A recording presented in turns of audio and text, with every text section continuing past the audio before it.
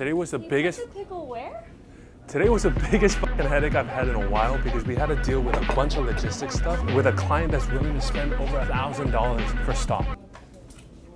I think the main problem today was finding the right formation where the boxes can fit into the container for maximum amount of quantity. We also went over some potential mailer options for the shoes to be delivered in because the one that we have right now is just like a drawstring bag, and for me as the designer, I don't really fuck with it. So this is the drawstring bag that we have right now that's going to be shipped with the orders that were made previously, but I wanted to do something different because this doesn't really exude high level sophistication, innovation, shit like that, you know?